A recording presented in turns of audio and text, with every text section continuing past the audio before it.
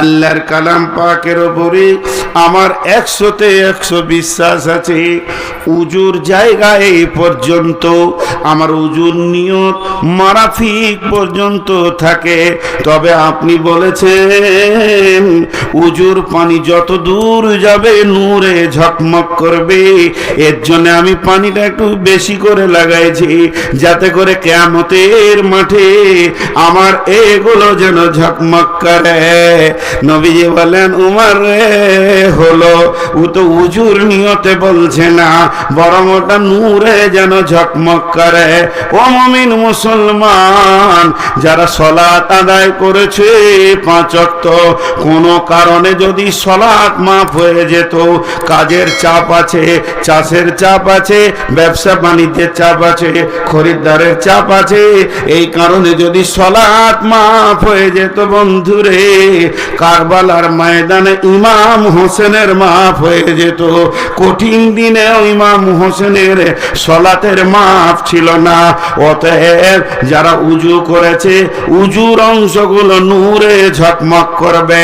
এবার বেঈমানদের নেগেটিভটা শুনেলেন, ইয়াউমা ইয়াকুলুল মুনাফিকুনা ওয়াল মুনাফিকাতু লিল্লাযীনা আমানু জুরনা নাকতাবিস মিন নূরিক কিলা ইরজিউ ওয়ারাআকুম ফালতামিসু নূরা ফাজুরিবা বাইনাহুম বিসুরিল লাহু বাবুন বাতিনুহু ফীহি রাহমাতুন ওয়া জাহিরুহু মিন কিবালিহিল আযাব। সেই দিনে যারা বেঈমান হবে, ঈমান আনেনি, নামাজ পড়েনি, যারা আল্লাহকে মানেনি, রাসূলকে মানেনি, ওই মুনাফিকের দলেরা অন্ধকারে ঘুরঘুর করবে, তারা আলো পাবে না, টেনশন করবে পুলিশের হাতে কেমন করে পার হব। তখন তারা যারা নূর পেয়েছে তাদের কাছে গিয়ে বলবে, তোমাদের নূরে আমাদেরকে শামিল করে না।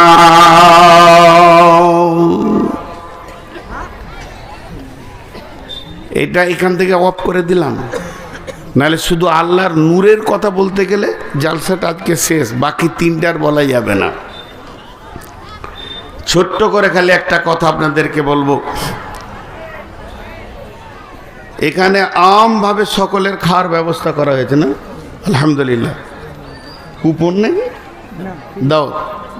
একটা উদাহরণ দিই, বেশিরভাগ মুর্শিদাবাদ মালদাতে আছে 50 টাকা টিকিট, 100 টাকা টিকিট, ওটা মাদ্রাসারই কাজে লাগাই ওরা, এবং শ্রোতারাও ওইটা আনন্দিত। খাবারটা যা দেয় 50 টাকা, কিন্তু 150 টাকা টিকিট, মানে এটা আনন্দিত যে টাকাটা মাদ্রাসাতেই ঢুকে যায়, বড় ধরনের একটা আছে। তো আপনি এখানে ঢুকছেন ওই গেটে, তখনই হেড বলেন আপনার হাতে টিকিট দিয়ে দিয়েছে। খাওয়ারের ঘোষণাটা বাকি আছে, এখন রাত 10টার পর হবে। টিকিটটা পেয়েছেন সন্ধ্যে 6টায়, আর খাওয়ারের ঘোষণা কখন হবে? রাত 10টায়। তার মানে ওকে বুঝিয়ে নিতে হবে যে আমার এক থালা আছি। যে টিকিট পেয়েছে সে কি বুঝিয়ে নিল যে আমার এক প্লেট আছি। এ কথাটা বুঝতে অসুবিধা হচ্ছে আপনাদের? ঘোষণা বাদ থাক। এবার আর একটা আয়াত বলছি, দেখেন, বিসমিল্লাহির রহমানির রহিম। ইয়াউমা তাবিয়াজ্জু উজুহু ওয়া তাসওয়াদ্দু উজুহু ফাআম্মাল্লাযীনা সুওয়াদ্দাত উজুহুহুম আকাফারতুম বা'দা ঈমানিকুম ফাযুকুল আযাবা বিমা কুনতুম তাকফুরুন ওয়া আম্মাল্লাযীনা বিয়াজ্জাত উজুহুহুম ফাফি রাহমাতিল্লাহি হুম ফিহা খালিদুন। ও আমার মায়ের দল, বেটির দল, হে আমার বন্ধু, আয়াতটা অনেক লম্বা, অনেক চওড়া। একটা উদাহরণেই আয়াতটা আমি ঢুকিয়ে দিলাম। যখন মানুষ কিয়ামতের মাঠে দল দল উঠবে, যার হাতে নূর লেগে যাবে তাকে বুঝে নিতে হবে হিসাব যখনই শুরু হোক না কেন আমি জান্নাত পেয়ে গেছি। কোরআন বলছে ফাফি রাহমাতিল্লাহি হুম ফিহা খালিদুন, তুমি আল্লাহর রহমতের গণ্ডিতে আওতায় চলে এসেছো। আর যে লোকটার আর ওই নূরটা পেল না, আলোটা পেল না, হিসাব কতক্ষণ পর শুরু হবে সেটা দেখার দরকার নাই। তুমি বুঝে নাও তোমার জান্নাত যাওয়া গেল না। জি ক্লিয়ার হয়ে গেল। কিয়ামতের মাঠে উঠার সঙ্গে সঙ্গে ওকে বুঝে নিতে হবে যে আমি জান্নাতি না আমি জাহান্নামী। আর হিসাব নিয়ে বসতে গেলে হবে না। আচ্ছা আমার কতক্ষণ? 3 ঘন্টা না আমি কি পাপ করেছি নাকি না গত বছরকার শাস্তিটা লিখছেন? জি সোনার ক টাকা কেজি বা আলুর সঙ্গে হবে? তো কথাটা একটা বোঝার চেষ্টা করেন। এটা একটা হয়ে গেল। তাহলে কিয়ামতের মাঠে একটা নিয়ামত আল্লাহর দেওয়া রয়েছে, সেটা কি? নূর। সেটা কি? যা এতগুলো লোক মুখ খুলে না। সেটা কি? আল্লাহ আমাদের সকলকে তার নূর দান করুন, আমিন আমিন। নাম্বার 2, ইন্না আ'তাইনাকাল কাউসার ফাসাল্লি লিরাব্বিকা ওয়ানহার ইন্না শানিয়াকা হুয়াল আবতার। সেটা হলো হাউজে কাউসার। হাউজে কাউসার কেমন? হাউজে কাউসার গোল নয়, আবার ডিমের আকৃতিও নয়, চৌকান না চৌবাচ্চা। যত দূর আপনার নজর যাবে কিনারা থেকে কিনারা দেখতে পাবেন না। শুধু তাই নয়, গোটা হাউসটা সিকিউরিটি দিয়ে ঘেরা আছে, কেউ যেতে পারবে না। একটা গেটই কাউন্টিং হবে। এইটা হলো আল্লাহর হজে কাউসার। আল্লাহর হজে কাউসারের মালিকানা আল্লাহর। আল্লাহ আতা করেছেন ইন্না আ'তাইনাকাল কাউসার। আতা করেছেন কাকে? নবী মুহাম্মদ রাসূলুল্লাহ সাল্লাল্লাহু আলাইহি ওয়াসাল্লামকে। এটা হাদিয়া দিয়েছেন, তোহফা দিয়েছেন। সেই দিনে কাউন্টিং করবেন কে? খাবেন কে? পেয়ালা তুলে দেবেন কে? তিনি হলেন আখিরি পয়গম্বর। জোরে বলেন নবী মুহাম্মদুর রাসূলুল্লাহ সাল্লাল্লাহু আলাইহি ওয়াসাল্লাম। এরপরে পানি পান করতে যাবে কি? তার উম্মতেরা যাবে। নূর মোহাম্মদ যাবে, আব্দুল্লাহ যাবে, আতাউল্লাহ যাবে, আব্দুল সত্তার, আব্দুল গাফফার, মিজানুর রহমান, সফিউর রহমান যাবে। কিন্তু হাদিসের মধ্যে আছে, মুসলিম শরীফের হাদিস, আল্লাহর নবী বলবেন সোহকান সোহকান লিমান গায়্যারা মিন দীনি, সোহকান সোহকান লিমান বাদানা মিন দীনি। নবীজির 63 বছর জীবনে কারো বুকে ধাক্কা দিয়ে কোনোদিন কাউকে অপমান করে সরাননি। এমনকি বেঈমান কাফের ইহুদি নাসারা পর্যন্ত রসুলের দরবারে এসে সম্মান পেয়েছেন, তাদের মেহমানদারি করিয়েছেন। ওই নবী সেদিন মন বেজার করে উঁচু কণ্ঠে বলবে, দূর হয়ে যা, দূর হয়ে যা, তুই আমার সামনে দাঁড়াবি না, তোর সাথে আমার কোনো সম্পর্ক নাই। একটা উম্মত আর নবী যে সম্পর্ক হতে হয়, নবী উম্মত, উম্মত নবী, এমন সম্পর্ক তোর সাথে আমার নাই। তুই আমাকে পরিবর্তন করেছিস, আমার দিনকে পরিবর্তন করেছিস। এক কথায় আমার রসুল যে আইনগুলো বানিয়েছেন দিনের, আমার নামাজে কোথা হাত থাকবে, কতটা রফায়ে দান হবে, কতটা হবে না, কিভাবে আমি সালাত আদায় করব, কিভাবে রোজা আদায় করব, কিভাবে আমি পেশাবে যাব, পায়খানায় যাব, বিছানায় যাব, বিবির কাছে যাব, কিভাবে আমি খাওয়ার থালাতে যাব, কিভাবে আমি ঘুমাবো, এগুলো যে রুলসগুলো বানিয়েছে আমার আপনার কাছে একটা রসুলের ফলো নাই। যখন ফলো থাকবে না, আমার চেহারাতে যখন রসুলকে পাওয়া যাবে না, তখন বিশ্ব নবী বলবে তুই আর আমি আর তুই কে বহুত দূরের পার্থক্য রয়েছে, বিধায় তোকে আমি এক চুল্লো পানি দিতে পারি না। আর যার ভিতরে সুন্নতে রসুল থাকবে, আমার নবী আদর করে মেহমানদারের পেয়ালা তুলে দেবেন, ওই পানিটা যে পান করবে জান্নাতে না যাওয়া পর্যন্ত তাকে আর ক্ষুধা লাগবে না, পিপাসাও লাগবে না। এর জন্যে কিয়ামতের মাঠে 2 নম্বরের সান্ত্বনাদায়ক জিনিস রয়েছেন, সেটা হলো হাউজে কাউসার। একটা তাফসীরে দেখছিলাম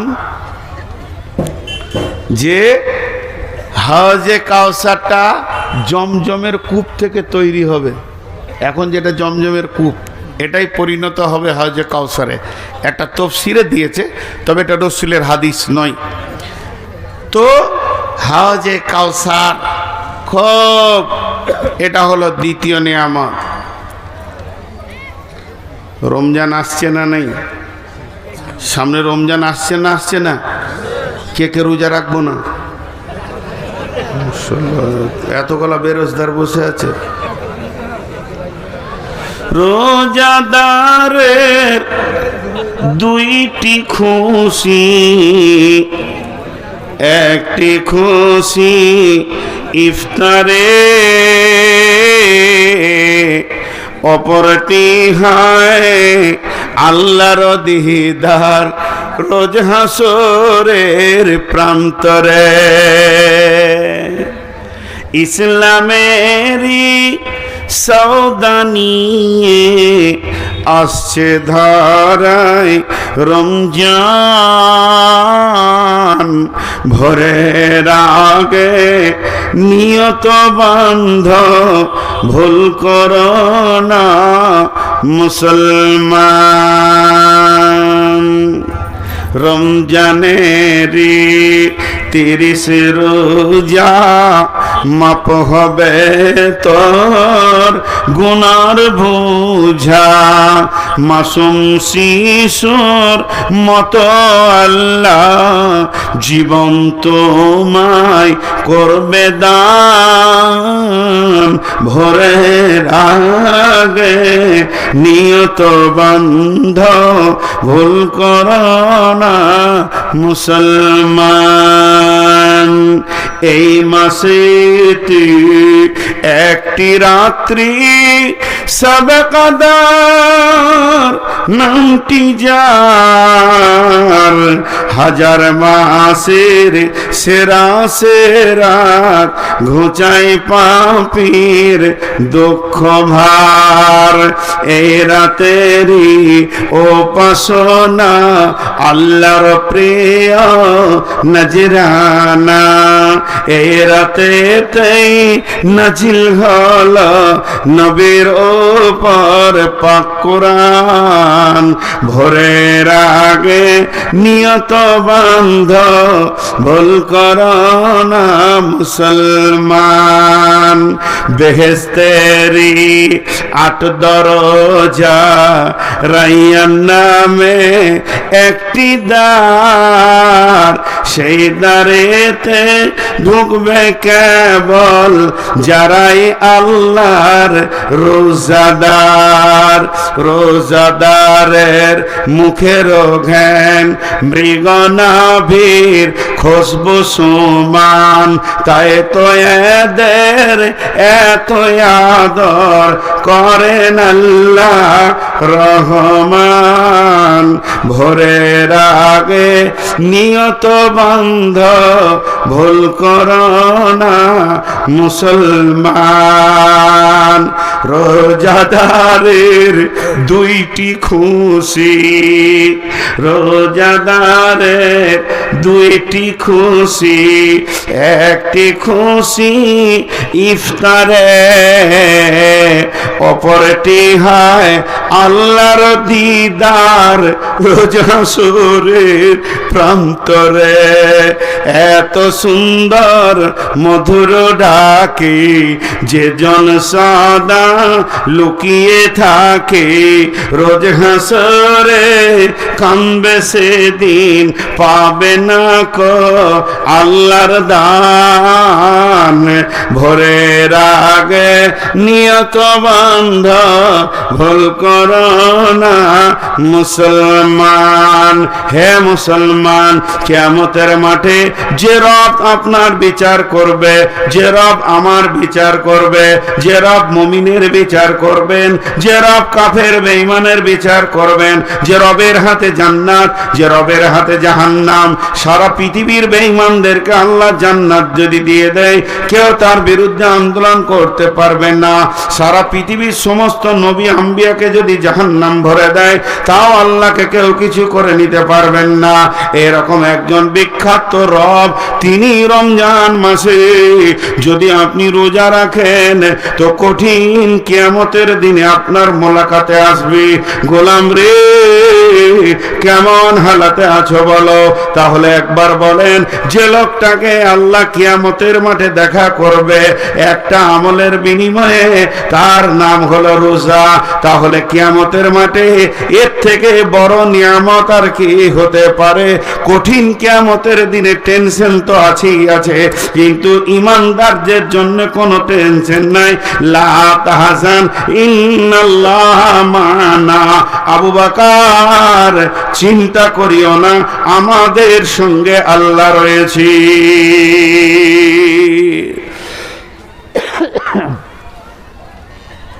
সময় কি শেষ হচ্ছিল নাকি?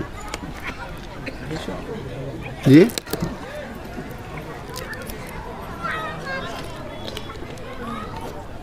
আপু 10টায় ছাড়বো নাকি? হ্যাঁ, না আমি বেশি চালালে ওইদিকে বক্তা যাবে তো, 11টা শেষ করবেন তো। কিয়ামতের মাঠে সান্ত্বনাদায়ক জিনিস কয়টা পেলাম? কয়টা হলো?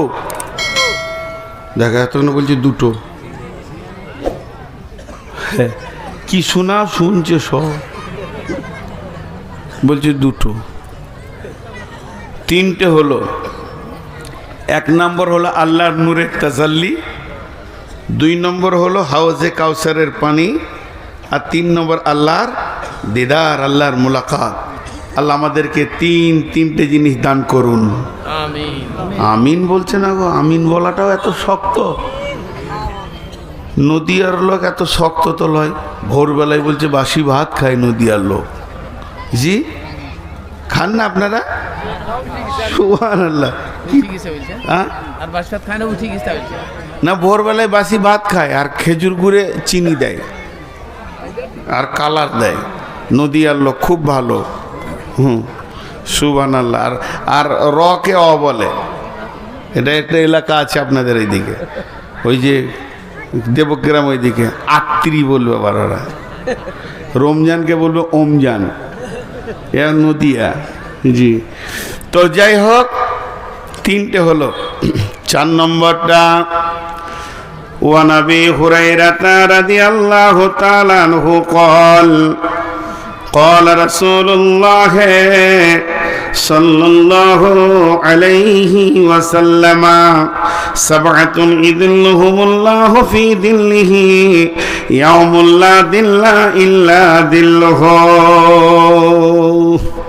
আহা, এটা যে কত মহব্বতের জিনিস, একটু ধ্যান দিয়ে এটা শুনেন। বিশেষ করে এটাই তাফসীর করার জন্য বেশি করে উঠেছি। আল্লাহর নবী বলছেন, আবু হুরায়রা বর্ণনা করছেন, বিশ্বনবী বলছেন, এই এমন একটা দিন আসছে রে, যেদিন কোনো ছায়া থাকবে না, মাথার উপরে সূর্য থাকবে তবে আলোকিত নই। আল্লাহ তার আলোকে টেনে নেবেন। আগুনকে তিনটে জিনিস দিয়ে বানানো হয়েছে, চাকে তিনটে জিনিস, চারটা জিনিস দিয়ে বানানো হয়েছে। পানি আছে, দুধ আছে, চিনি আছে, চা পাতির রস আছে। যদি আমি চিনিটা টেনে নিই, জিভ বলে দেবে একটা মাল নাই। যদি আমি দুধটা টেনে নিই, চোখ বলে দেবে একটা মাল নাই। তেমনি আগুনে তিনটে জিনিস আছে, একটা আছে রোশনি, একটা আছে ধাও শক্তি জ্বালিয়ে দেওয়া, আর একটা আগুন। আল্লাহ সূরা বাকারায় বলেছেন, মাসালুহুম কামাসালিল্লাযী ইসতাওকাদা নারান ফালাম্মা আযাআত মা হাওলাহু যাহাবাল্লাহু বিনূরিহিম ওয়া তারাকাহুম ফি যুলুমাতিন লা ইউবসিরুন। এটা একটু বুঝেন, তাহলে ওইটা বুঝতে সুবিধা হবে। কেমন? আগুনকে তিনটে জিনিস দিয়ে বানিয়েছেন আল্লাহ। ধাও শক্তি আগুনের আছে, যা দেবেন পুড়িয়ে ছাই, যা দেবেন পুড়িয়ে ছাই, অন্য বস্তু পারে না। দ্বিতীয় নম্বর, আগুন যে দেখতে পেয়েছি লাল, এটা একটা বস্তু। 3 নম্বর, আঁধারকে আলো করে আগুন। সুবহান আল্লাহ। বলছি আব্দুল ওয়াহিদ নাম না? আমি বিষয়টা একটু সেরে নিই তো। আর 3 নম্বর, পৃথিবী আঁধারকে আলো করে কে? আগুন। আগুন ছাড়া আঁধারকে আলো করতে কেউ পারে না। আমার দিকে আপনারা একটু মুখে সাউন্ড দেন। তাহলে আঁধারকে আলো করে কে? আগুন। জ্বালিয়ে পুড়িয়ে শেষ করে কে? আগুন। আর আগুন দেখা যায় তো, একটাকে যদি টেনে নেওয়া হয়, বাকি দুটো কেমন হবে? কেমন হবে? যেমন ইব্রাহিমকে যখন ফেলা হলো আগুনে, আল্লাহ আসমান থেকে বলছে, আগুন রে, তোমাকে আমি বানিয়েছি। ইয়া নারুকুনি, হে আমার আগুন, বারদাও ওয়া সালামান আলা ইব্রাহিম। এখানে আলা শব্দ ব্যবহার করেছেন আল্লাহ, তার মানে শুধু একজনকে মেনশন করে দিল, আমার ইব্রাহিমের জন্য তুমি আপনার শান্তি হয়ে যাও, না গরম না ঠান্ডা হয়ে যাও। সমস্ত লোক পুড়ে আছে, কিন্তু ইব্রাহিম পুড়ছে না। জ্বালানি শক্তিটা আল্লাহ কেড়ে নিয়েছিল। এর জন্য আমার আল্লাহ বলছেন, এখানে জ্বালানি শক্তি কাল্লাম। আর কাফেররা কি করেছিল? আগুন জ্বালিয়েছিল রাস্তা দেখার জন্যে। এখানে ভাই আমাকে টর্চ দিচ্ছে, আমি টর্চটা নিব না, ছুঁড়ে ফেলে দিলাম। এনাকে আমি দেখতে পারি না, হিংসা করি, টর্চটাকে ছুঁড়ে ফেলে দিলাম। এবার আমি আমার বন্ধুদেরকে বলছি, চল, ওর কিছুই লিব না, আমি একটা টায়ারে আগুন ধরাবো, আর এই মাঠটা পার হয়ে যাব ওই আগুনে। আল্লাহ বলছে ধরা। তখন আমি যে আগুনটা ধরিয়ে দিলাম, ওই জিস্তাসকাদা নারান ফালাম্মা জাত মা হাওলাহু, আমরা সকলে সে আগুনের পাশে এসে দাঁড়ালাম যে রাস্তা দেখতে পাবো। আল্লাহ বললেন, আগুন রে, তুই কি ওদের গোলাম না আমার গোলাম? আগুন বলছে, আল্লাহ আমি তোমার গোলাম। আল্লাহ তখন বলছে, আজকের জন্য আঁধারকে যে আলো করিস, ওই ক্ষমতাটা আমি কেড়ে নিলাম। আল্লাহ ক্ষমতাটা কেড়ে নিল। আগুন জ্বলছে, দাও দাও করে টায়ার পুড়ছে, হাত দিলে লাফিয়ে উঠছে, রে বাবারে আগুন তো বটে, কিন্তু আঁধার আর আলো হচ্ছে না, যেহেতু আল্লাহ ওই ক্ষমতাটা কেড়ে নিয়েছেন। অতএব সে আঁধারের ভিতরে ঘুর ঘুর ঘুর ঘুর করতে লাগলো। তো আল্লাহ তাবারাক ওয়া তাআলা বলছেন, সাবআতুন ইদিল্লাহুমুল্লাহু ফি দিল্লিহি ইয়াউমুল্লা দিল্লা ইল্লা দিল্লাহু। হযরতে আবু হুরায়রা বর্ণনা করছেন যে আল্লাহর নবী বলছেন, কঠিন কিয়ামতের দিনে কোনো ছায়া থাকবে না। সেখানে যে মানুষ একটু দাঁড়াবে, আশ্বস্তের শ্বাস ফেলবে, ও আমার মা, ওরে আমার বোন, কোনো ছায়া থাকবে না। আবার বলছি, শুনলেন, একটা ঘাসের পাতাও সেদিন থাকবে না। পৃথিবীটা রুষ্ট হয়ে যাবে, রুটির খোলার মতো হয়ে যাবে, তপ তপ তপ তপ করে জ্বলবে। করবে, ওপর দিক থেকেও সূর্য আলো দিবে, কিন্তু তার আলো থাকবে না, তাপটা থাকবে, মানুষ ঘামে ডুববে, পেরেশান হবে, নাফসি নাফসি করবে। ওই অবস্থায় আমার আল্লাহ একটা ছায়া আনবেন, আল্লাহ বানাবেন, ছায়া আনবেন। এটাকে লোক আরশের ছায়া বলে এসেছে, কিন্তু হাদিসের পাতাতে আরশের ছায়া বলে কিছুই নাই, এটাকে রহমতের ছায়া বলা যাবে। বলছে না, তাও বলা যাবে না, এটা শুধু আল্লাহর ছায়া। আল্লাহর ছায়া বলতে আল্লাহর শরীরের ছায়া, এটা আবার ভাবিয়েন না, আল্লাহর দেওয়া ছায়া। আল্লাহ ছায়াটা কেমন করে বানাবেন আমার আল্লাহ জানেন। এর জন্য কেউ কেউ বলছে রহমতের ছায়া বলা যাবে, কারণ আল্লাহ রহম না করলে তো ওখানে ঢুকতে দেবেন না, তাহলে ওই ছায়াতে কে থাকবে? ও মা আমার, বোন আমার, বেটি আমার, এই ছায়াটা গরু ছাগলের জন্য নয়, এটা মানুষের জন্য বানানো হবে। অতএব আমারে, খালারে, বেটিরে, আপনি, আমি, আমরা সকলে সেই ছায়াতে থাকব। তবে ওই ছায়াতে বিশেষ কোটা আছে, যদি সেই কোটার মধ্যে আপনি না পড়েন তাহলে সিট পাবেন না। ট্রেনে উঠলেই যে সিটে শুতে পাবেন তা নয়, আপনাকে টিকিট কেটে রিজার্ভেশন লাগাতে হবে। যেমন রিজার্ভেশন লাগাবেন ওই রকম ছায়াতে জায়গা পাবে। কি নাম বললেন? আব্দুল ওয়াহিদ। কত? থানার পাড়া।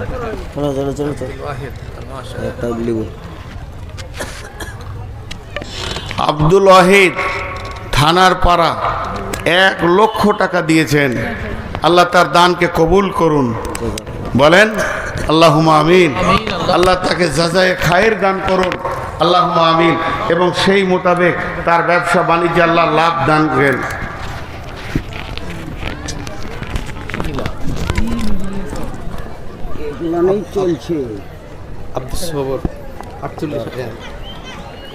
তাহলে এই যদি ধরে নি তাহলে আর বায়ন করবো না, কিন্তু তাহলে দান শুরু করে দেব।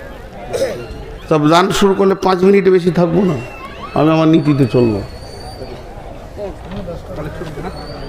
কালেকশন করে দেব, আপনারা চুপ করে বসে থাকেন, ঠিক আপনাদের কালেকশন দায়িত্ব না, তার কাটা আমরা বেশ বুঝতে। আমি যদি কালেকশনই শুরু করি তো পরবর্তী দিনে জালসাতে আমার নাম হবে কালেকশনের বক্তা। আমি লাইফ ওটা করি নিয়ে করবো না, তাতে আপনারা আমাকে লেন আর না লেন, মিনিট 5 শেষ দিকে করি দেব। এইটা হলো আমার নিয়ম। এইটা হাদিসটা তো শুরু করেছি, তো আপনারা উঠিয়েন না। দেখেন আজকে এই মাদ্রাসাটা আছে বলি এই জালসাটা পেয়েছেন। মাদ্রাসাটা ধ্বংস হয়ে যাক এটা আমি চাইছি না, তার কারণ আমিও মাদ্রাসারই ফসল। কথাটা বুঝাতে পারলাম? আজকে মাদ্রাসায় আমি না পড়লে এই কথাগুলো বলতে পারতাম না। তো আপনাদেরকে আমি চটচট করে দিয়ে দিচ্ছি। তো কি বললাম যে ওই 7 জন ওই কোটাতে স্থান পাবে। মা আমার, বোন আমার, একটু ধ্যানের সঙ্গে শুনি। আর আমার মাথা একটু কমজোর, আর এমনি সুগার 488 মেপেছি, তো এগুলো বলে লাভ নাই, কারণ আমার শেফা দেনেওয়ালা আমার আল্লাহ। বলছি কেন? মানুষের রোগের সঙ্গে মিজাজের সম্পর্ক থাকে, বেশি খুটুর করলে ধুমকা ধুমকি শুরু করে দিব। কারণ আমার রোগ যখন আছে তো আমার মিজাজও বেলাইন হয়েছে। অতএব আপনারা ধৈর্য ধরে শুনেন। 3টে বলা হয়ে গেছে, এইটা খালি বলে দিয়ে আমি সমাপনী দেবো ইনশাআল্লাহ। আর আপনারা মাদ্রাসায় টাকা দেবেন তো?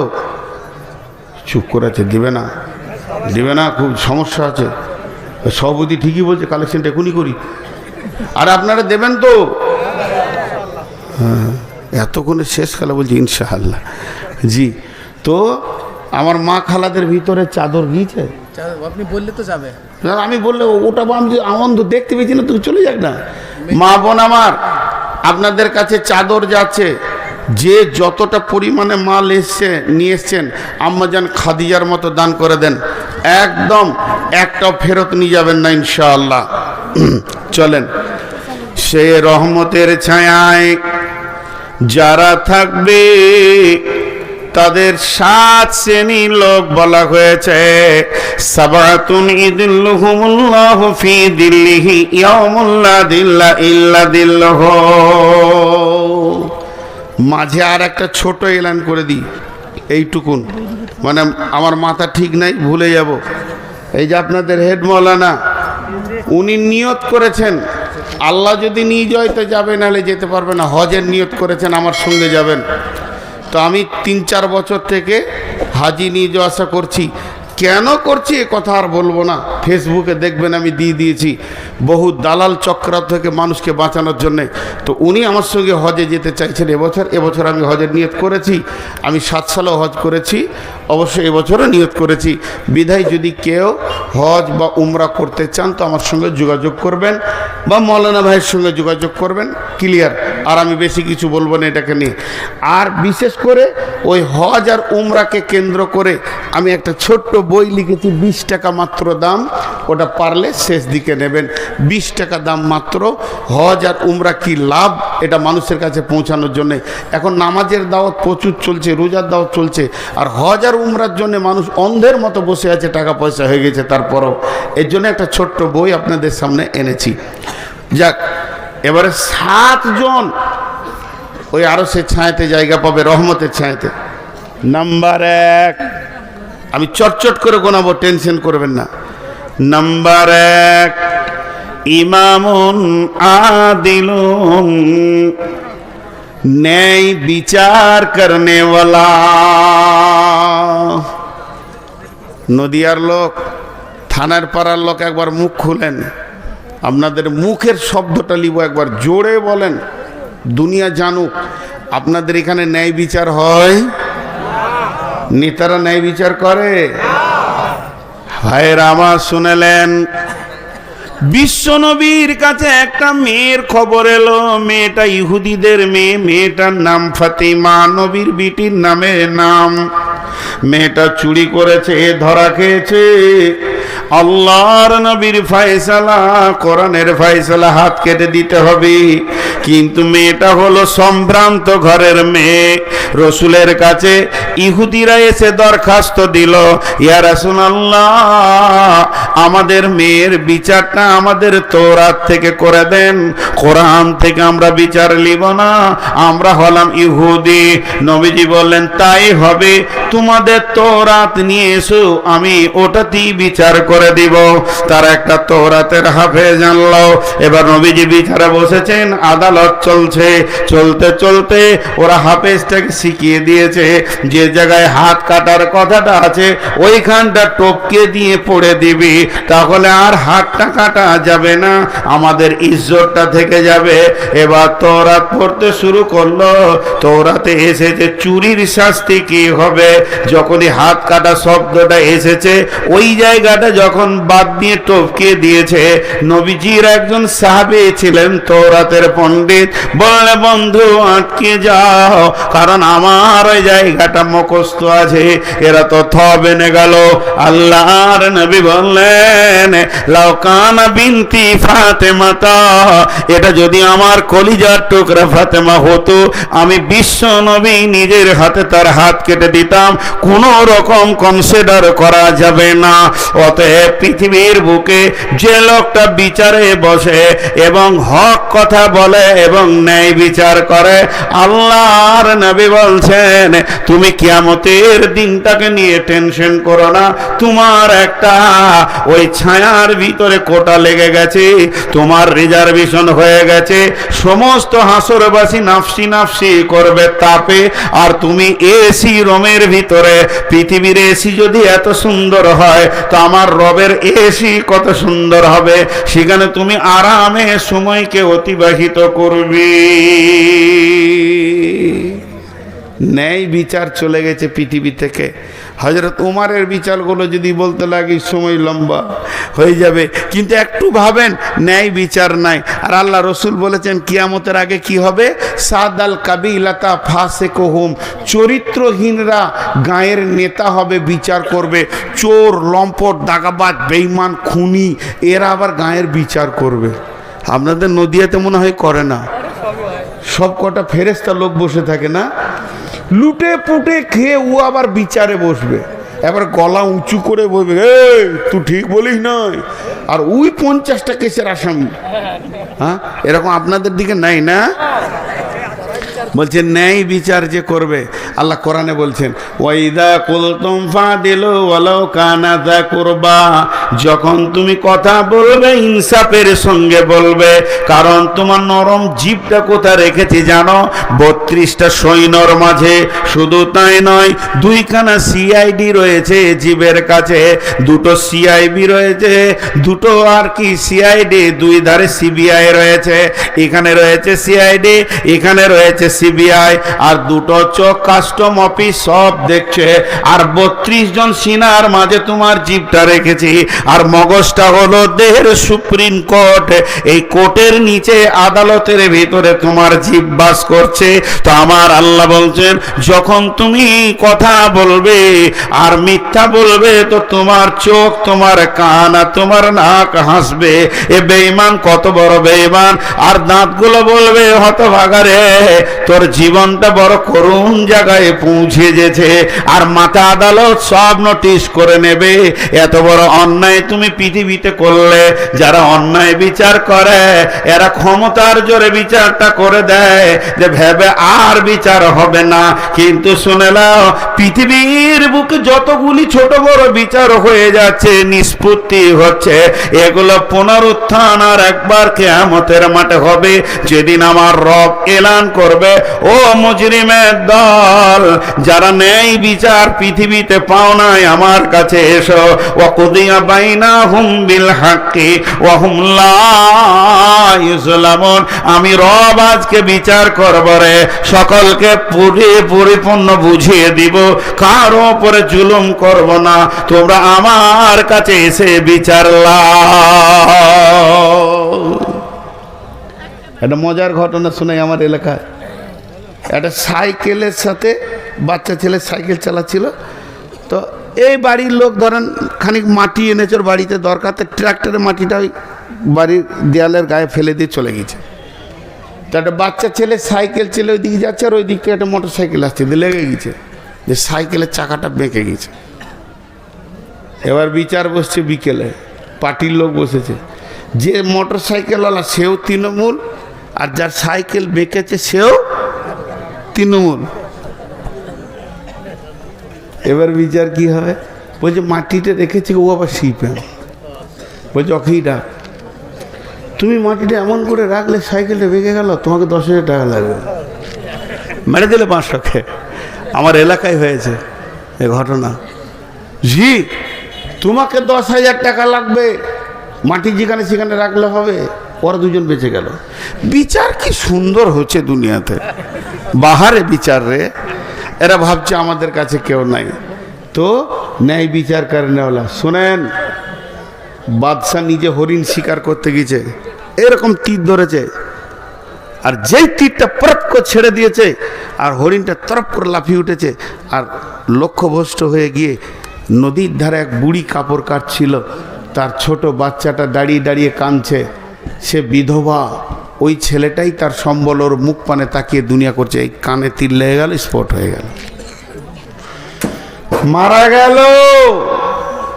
বিধবা কাঁদছে, স্বামী তো নাই, ছিল একটা ছেলে, সেও চলে গেল। লাশ আদালতে দিয়ে দিল কাজীকে। বিচার হবে কাজীর, আর করবে কার বিচার? বাদশাহ। যে বাদশাহ কাজীকে রেখেছে বিচার করার লেগে, তার বিচার হবে। সময় দেওয়া হলো, দাফন কাফন হোক, বা লাশ পড়ে আছে, সময় দেওয়া হলো বাদশাকে, এসো। ঠিক সময়ে বাদশাহ কাঠগোড়ায় পৌঁছাচ্ছে, আবার তীর ধনুক নিয়ে, তীরে ধনুক লাগিয়ে নিয়েছে বাদশাহ। কাজীকে বলছে করেন, বিচার করেন। বুড়িমা, জি বাবা, এই বাদশাই তো তোমার ছেলেকে মেরেছে। হ্যাঁ। ও হরিণ শিকার করছে না কি করছে আমি জানি না, তবে তীর এসে আমার ছেলের কানে লেগেছে, স্পট, সঙ্গে সঙ্গে মারা গেছে। বাদশাকে বলছে তুমি মেরেছো? কি সত্য কথা? হ্যাঁ আমি মেরেছি, তবে হরিণ মারার লক্ষ্য ছিল, হরিণ পালিয়ে যাওয়ার কারণে তীরটা গিয়ে ছেলেকে লেগেছে।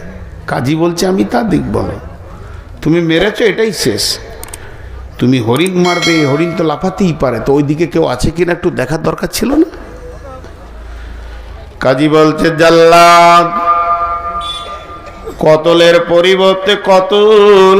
কোরআন বলেছে বাদশা হোক আর যাই হোক, এক্ষুনি গর্দনটা বুড়ি মায়ের সামনে লাশ বানিয়ে দাও, গর্দনটা থেকে মাথাটা নামিয়ে দাও। বাদশা তখন তীরটাকে টান মেরে ধরেছিল, হালকা করে ছেড়ে দিল, দিয়ে বলছে কাজী সাহেব, আমি তীরটা বাড়ি থেকে কেন এনেছিলাম শুনেলেন? আজকে আপনি ন্যায় বিচার করেছেন বিধায় বেঁচে গেলেন। যদি আপনি অন্যায় বিচার করতেন তাহলে এই তীর দিয়ে আপনাকে আমি লাশ বানাতাম।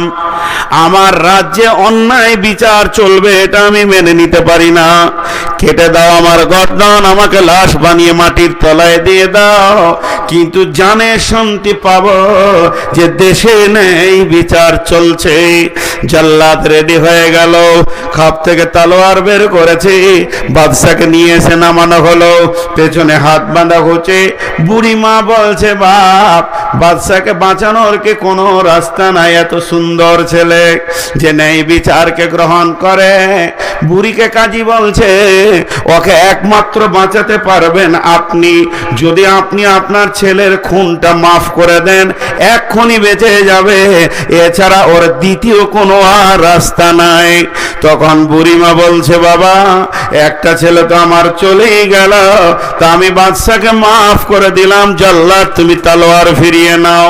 যখনই জাল্লাদ তলোয়ার ফিরিয়ে নিল, বাদশাকে বেকসুর খালাস ঘোষণা করা হলো। অমনি বাদশা দৌড়ে গিয়ে বুড়িকে কোলে তুলে নিয়ে বলছে মা, তোমার তো একটা সন্তান মারা গেছে, তো আমাকে কি তুমি সন্তান হিসেবে গ্রহণ করে নেবে না? আমার কাছে বাকি জীবনটা কাটিয়ে নাও। আল্লাহর নবী বলছেন পৃথিবীর বুকে যে ন্যায় বিচার করবে, ন্যায় সাক্ষী দেবে, অন্যায় অনুপরিমাণ জ্ঞান বশত করবে না। নবীজি বলছেন উম্মত তোমার চিন্তা নাই, সেই কঠিন দিনে তোমাকে পেরেশান হতে হবে না। ওই রকম একটা এসি রুমে তোমার কোটা লেগে গেছে। নাম্বার 2, ওরা জল ও শাবুন শাফি ইবাদাতিল্লাহ, ওই যুবক আর ওই যুবতী যে যৌবন কালে আল্লাহর ইবাদত করেছে, যৌবন কালে বেশি বেশি করে আল্লাহকে ডেকেছে। এখন যুবতীদের যৌবন কালের ইবাদত কি আর যুবকেরই বা যৌবন কালের ইবাদত কি, এটা বলতে গেলে 1 থেকে 1.5 ঘন্টা লাগবে। শুধু আমি শর্টে বলে দিচ্ছি, যুবকের 2টি যৌবন কালে ইবাদত। একটা হলো যে কোনো উপায়ে ইনকাম করে নিয়েছে, অধীনস্থ মা বাপ ভাই বোন বিবি স্ত্রী ছেলে মেয়েকে সুখের দিন দেখানো। যত কষ্ট হয় যুবক, তুমি তিলে তিলে ইনকাম করে নিয়েছে খাওয়াও। আর 2 নম্বর যুবকের ডিউটি হচ্ছে ওয়াল হাফিজুন আলি হুদুদিল্লাহ, আল্লাহর দ্বীনের এবং কোরআনের যদি কেউ অবমাননা করে রক্তটাকে সেখানে তুমি ঢেলে দাও, বুকের রক্ত ঢেলে দিয়ে এসে বেঈমানের জিভটাকে টেনে বের করে নাও এবং তাকে মওতের দরজায় পৌঁছিয়ে দাও। হয় তুমি মরো না হয় তাকে মারো, কারণ কোরআনের হেফাজতের দায়িত্ব তোমার। এই হলো যুবকের ডিউটি। আর যুবতীদের ডিউটি কি? ওরে আমার বেটির দল, যুবতীদের একটা ডিউটি, লুচ্চাদের হাত থেকে নিজের বডিটা বাঁচাতে হবে। লুচ্চারা যেন তোমার গায়ে হাত না দেয়, লুচ্চা যেন তোমাকে দেখে হাসে না হাসে, লুচ্চা যেন তোমাকে দেখে শান্তি না পায়, এটা তোমার হলো গুরু ডিউটি। এই যুবক এই যুবতী যখন 2 জন নিজের আমলে থাকবে, আল্লাহর নবী বলছেন আর চিন্তা করো না রে যুবক যুবতী, তোমার ওই রহমতের ছায়াতে রিজার্ভেশন লেগে গেছে, তোমার নামে সিট হয়ে গেছে, কিয়ামতের মাঠে আর তোমাকে পেরেশানি হতে হবে না।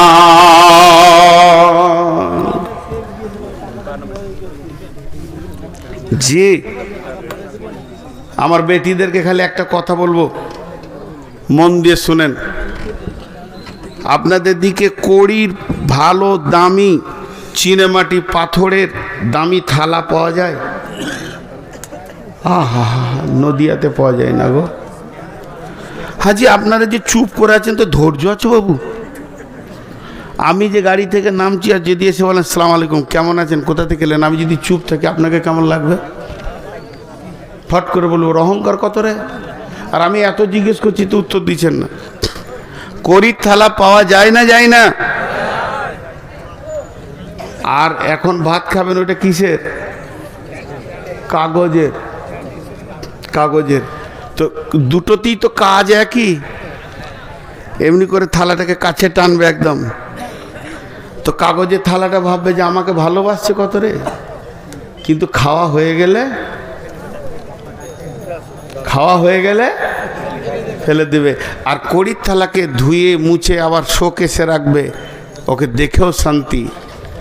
তো বেটি, প্রেমিকা হলো কাগজের থালা আর স্ত্রী হলো কড়ির থালা। আমি ইশারাই বললাম, প্রেমিকা হতে যেও না, লুচ্চারা খেয়ে নিবে, যে ছুঁড়ে ফেলে দেবে। আর যদি কড়ির থালা হতে পারো স্ত্রী, তাহলে ইনশাআল্লাহ তোমাকে ভালোবাসবে, কাছে রাখবে, তুমি তার বাড়ির আঙ্গিনায় ঘুরবে, সেটাও দেখে শান্তি পাবে। তা আমি এইটুকু বললাম। নাম্বার 3, ওই রহমতের কোটা থেকে ঢুকবে 3 নম্বর, রাজুলুন কালবুহু মুআল্লাকুন ফিল মাসাজিদি, ওয়া রাজুলুন কালবুহু মুআল্লাকুন ফিল মাসাজিদি। ওই ব্যক্তি, ওই লোকটা রহমতের ছায়াতে থাকবে যার অন্তরটা আল্লাহর ঘর মসজিদে পড়ে আছে।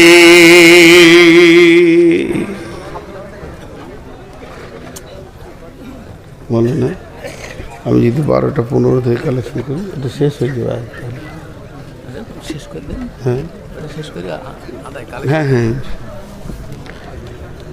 বলছে হজে যাবে ইনশাআল্লাহ, আপনারা রেডি হন। এরা উঠছে কেন? এরা উঠছে কেন? এ যা, এরা উঠছে কেন? ও ভাই, কি হলো? পকেট মেরে দিয়েছে? আমার কাছে আসেন। আচ্ছা, এরা উঠছে কেন বুঝতে পারছি না। না, খবরদার। কানুন নামে একটা মেয়ে স্বামীকে যেতে বলছে, মানে খুঁজছে, নাউজুবিল্লাহ। এটা কি মানে মাইকে বলার? ও আর স্বামীকে খুঁজছে, তো এটা বলে দিতে হবে। হ্যাঁ গো, স্বামীকে গোপনে খুঁজতে হয় গো। ছি ছি ছি ছি ছি। কি নাম? কানুন? আরে বাবরে, দেখেন গো, কার বিবির নাম আদালত, নিয়ম কানুন যতগুলো বললাম, এর ভিতরে বিবির নামটা ভরা আছে।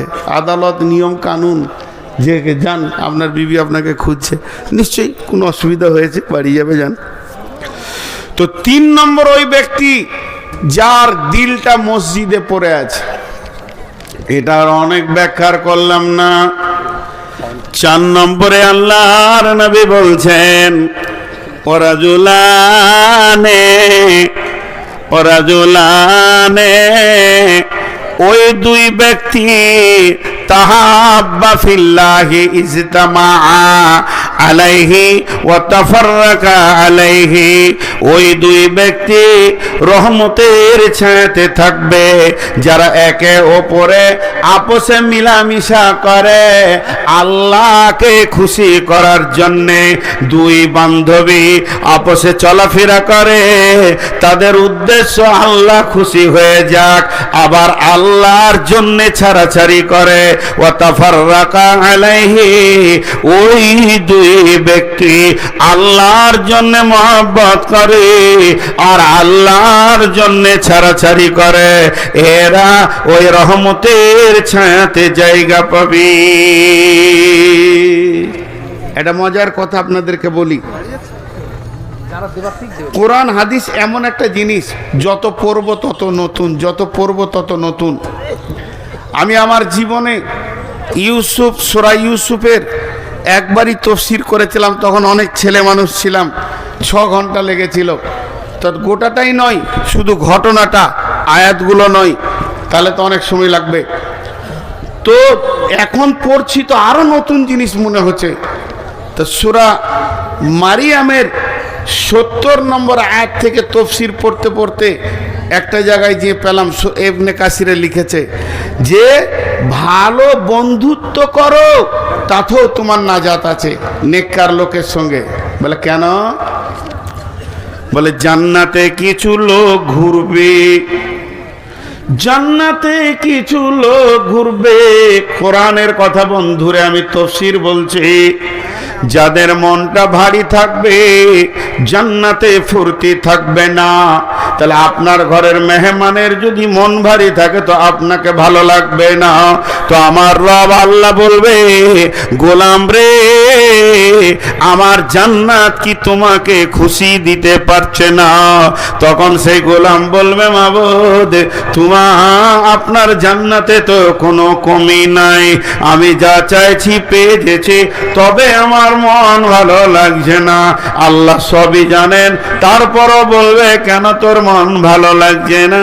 তখন আমার ওই গোলাম বলবে, মাবুদ, পৃথিবীতে আমার এক বন্ধু ছিল, বড় আল্লাহওয়ালা নামাজি, আমার আপনাকে ভালোবাসার মতো বন্ধু, কিন্তু ঘটনা হচ্ছে কি, সামান্য অন্যতম ছোটখাটো গুনহার কারণে ওই জাহান্নাম চলে গেছে, ওকে আমি জান্নাতে খুঁজে পেছি না। সেটা আমার বন্ধু এমন ছিল, তাকে ছাড়া চলাফেরা করি নাই, তাই আজকে আমার মন খারাপ হয়ে গেছে। আমার রব বলবে, তুই কি হাসবি বল, তুই কি আনন্দ করবে তাকে এনে দিলে? বান্দা মুচকে হেসে বলবে, মাবুদ, ওটাই তো চাইছিলাম। এর খুশি করার জন্য আমার রব তাকে জাহান্নাম থেকে এনে তাকে জান্নাতে পৌঁছে দেবে। এর জন্য আল্লাহ রসুল বলছেন, ওরা জুলানে তাহাব্বা ফিল্লাহি ইজতামা আলাইহি ওয়া তাফাররাকা আলাইহি। ওই দুই ব্যক্তি রহমতের ছায়াতে থাকবে। মা আমার, বোন আমার, ওই দুই বান্ধবী আল্লাহর রহমতের ছায়াতে ঘুরবে, যারা আপসের মধ্যে প্রেম প্রীতি ভালোবাসা করেছে, যারা যে বান্ধবী দুইজন আর যে বন্ধু দুইজন আল্লাহর জন্য ভালোবাসা করেছে, আবার ছাড়াছাড়ি করেছে তো আল্লাহর জন্য করেছে, এদের আল্লাহর রহমতের কোটাতে ছায়াতে কোটা লেগে গেছে। এরপরে আবার আল্লাহ বলছেন, নবীজি বলছেন যে শুনে লাও, এরপরে কে? আল্লাহ তাবারাক ওয়া তাআলা নবী বলছেন, ওরা জুলানে, তারা দুইজন ব্যক্তি যারা আল্লাহ এবং রাসূলের তাহাব্বা ফিল্লাহি ইজতামা আলাইহি ওয়া তাফাররাকা আলাইহি। ওরা জুলুন দাআতু ইমরাতুন জাতা মানসুবিন ওয়া জামালিন ফাকালা ইন্নী আখাফুল্লাহ। ওরা জুলুন, ওই যুবক, ওই ব্যক্তি, তাকে কোন সুন্দরী মেয়ে দেখতে বড় সুন্দর এবং তার মালও আছে, জাতা মানসুবিন জামালিন, দেখতে যত সুন্দরী মেয়েটা, আবার মালালা কিংবা পুরুষটা দেখতে বড় সুন্দর এবং টাকা পয়সাও আছে, আসে কুকর্মের জন্য তাকে ডাকছে, আয় আয় আয়, আমার সঙ্গে মজা লুটে লিছেন। তখন সে বলছে, ইন্নী আখাফুল্লাহ, আমি আল্লাহর ভয়ে তোমার কাছে যেছি না। যদি কেউ আল্লাহর ভয়ে দুইজন আলাদা হয়ে যায়, গুনহার কাজে না পৌঁছায়, তার আল্লাহর রহমতের ছায়াতে কোটা লেগে গেছে। এটা হলো 5 নম্বর। আর 6 নম্বরে, ওরা জুলুন তাসাদদাকা বিসাদকাতিন ফাআখফাহা হাত্তা লা তা'লামু শিমালুহু মা তুনফিকু বিয়ামিনিহি। আল্লাহর নবী বলছেন, ওই দাতা যে ডান হাতে দান করবে আর বাঁ হাত জানবে না ডান হাতে কত পরিমাণ মাল গেল, এত গোপনে সে দান করবে। আল্লাহর নবী বলছেন যে যাও, তোমার রহমতের ছায়াতে কোটা লেগে গেছে, তুমি ওই ব্যক্তি যে রহমতের ছায়াতে থাকবে। আর 7 নম্বরে ওই ব্যক্তি, ওরা জুলুন ওই ব্যক্তি যে গভীর রাত্রিতে উঠল, যাকারাল্লাহ খালিয়ান ফাফাজাত আইনাহু, অন্ধকার গভীর রাত্রিতে উঠে চোখের পানি ফেলে ডুকরে ডুকরে কামছে। আল্লাহর নবী বলছেন যে গোলাম উম্মত রে, তোমার রহমতের ছায়াতে কোটা লেগে গেছে।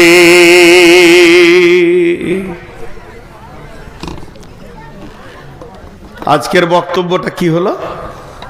কিয়ামতের মাঠে টেনশন মুক্ত বক্তব্য। ঠিক মতো হতাশ হবেন না, লা তাহজান ইন্নাল্লাহা মা'ানা, আল্লাহ আমাদের সঙ্গে রয়েছে। এক নম্বর হলো নামাজি হবেন তো নূর পাবেন।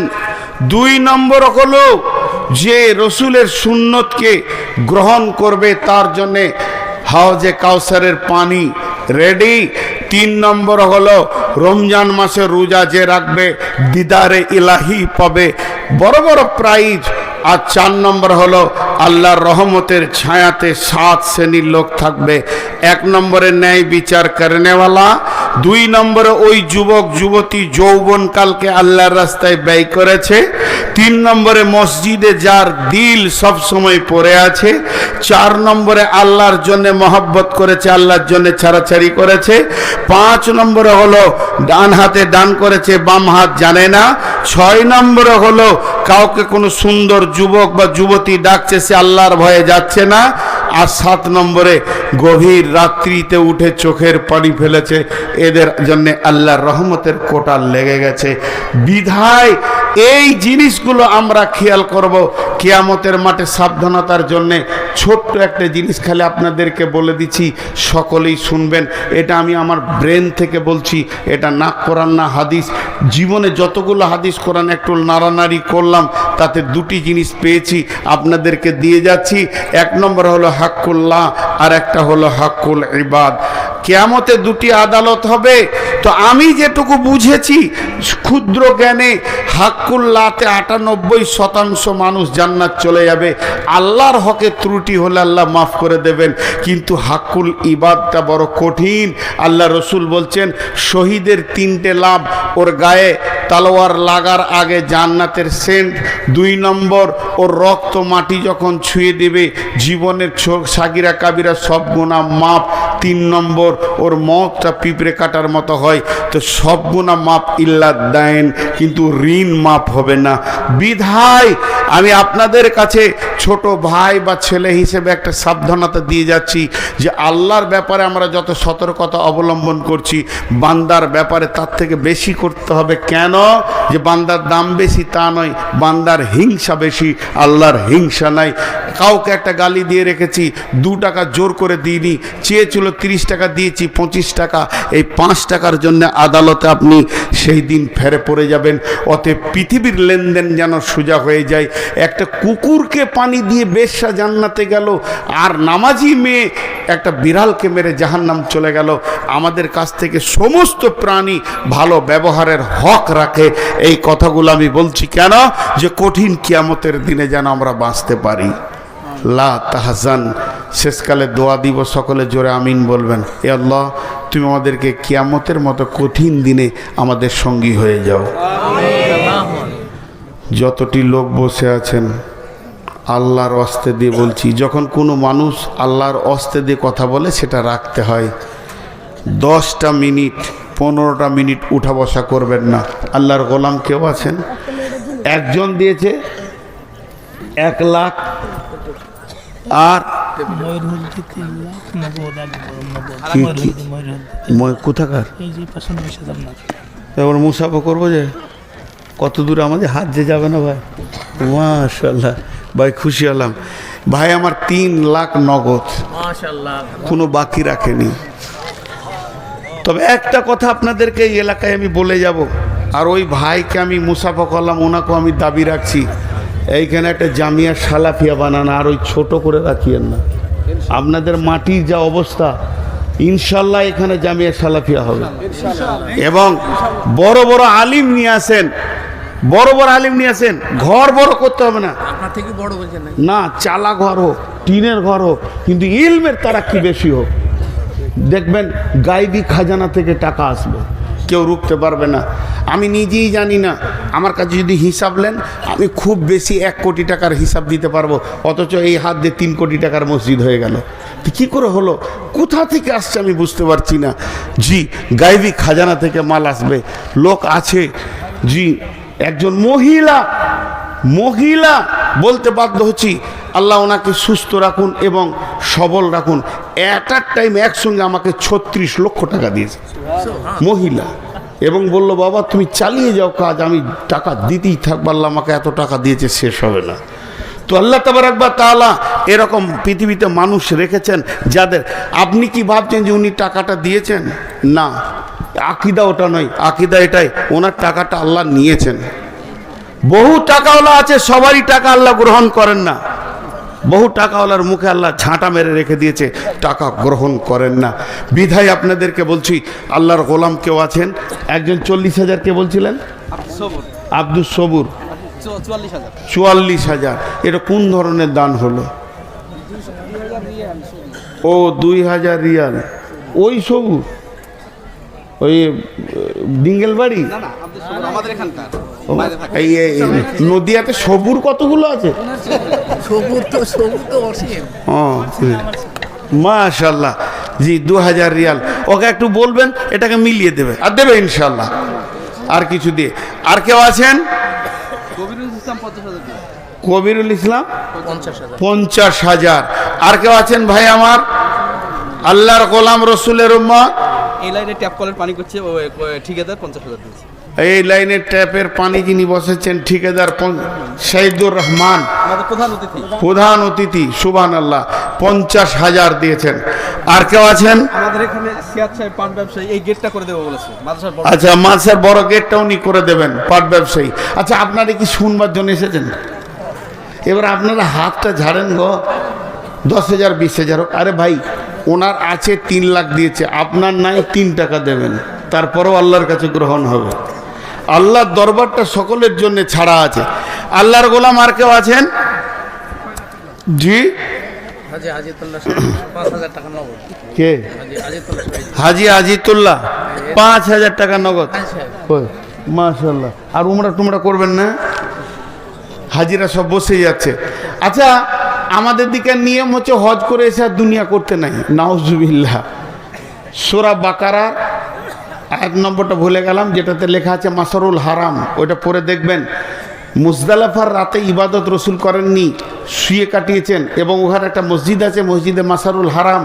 এই আয়াতটা তফসিরে দিয়েছে যে ওই জামানায় হজটা বাণিজ্য মেলা হতো, কারণ কোন দেশে পণ্য কি দাম আছে, কি কম আছে, কোন দেশে রপ্তানি আমদানি করা যাবে, সাহাবীরা হিসাব করে নিতেন এবং ব্যবসা করতেন সারা বছর।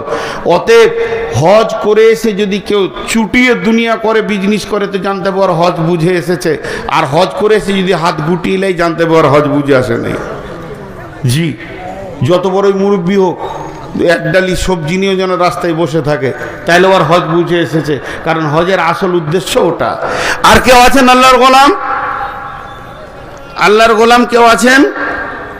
10,000 20,000 50,000, আপনার যেমন আছে, আমি কোনো হিসাব বলছি না।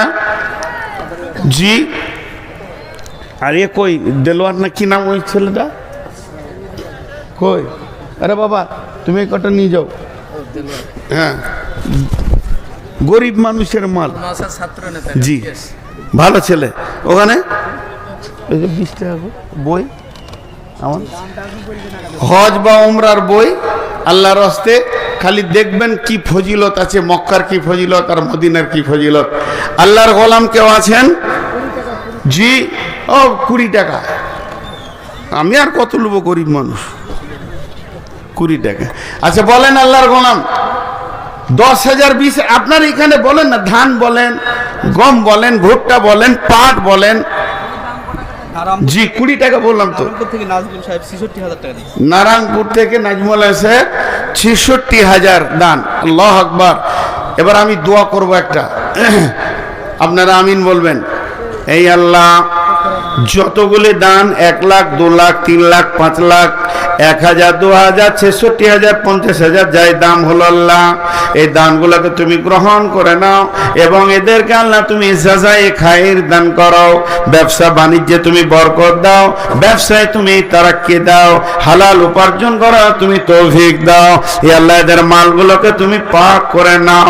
মাবুদ গো, প্রত্যেকটি মালওয়ালাকে তুমি আল্লাহর ঘর জিয়ারত করার তৌফিক দাও। দাও, প্রত্যেকটি মুসলমানকে কাবার জিয়ারত করার তুমি তৌফিক দাও, প্রত্যেকটি ঈমান আনাকে আল্লাহর ঘর জিয়ারত করো তুমি তৌফিক দাও। হে আল্লাহ, এদের মধ্যে যদি কেউ অসুস্থ থাকে আল্লাহ তাকে তুমি সুস্থতা দান করো, কে যে যার দিক থেকে ইনকাম করছে হালাল উপার্জন করার তৌফিক দাও, রুজি রোজগারে তুমি বরকত দাও। হে আল্লাহ, এদের যদি আত্মীয়র মধ্যে মা বাপ ভাই বোন দাদা দাদি নানা নানি কালেমাওয়ালা যত মাটির নিচে চলে গেছে মাবুদ, তোমার আদালতে যদি তারা বাঁধা থাকে মাবুদ গো তুমি তাদেরকে মাফ করে দিও, ক্ষমা করে দিও। হে আল্লাহ, তোমার কাছে দোয়া চাইছি এই দানের বদলতে ওসিলাতে আল্লাহ তুমি তাদেরকে মাফ করে দিও। অসুস্থ ব্যক্তি থাকলে আরোগ্য দান করিও।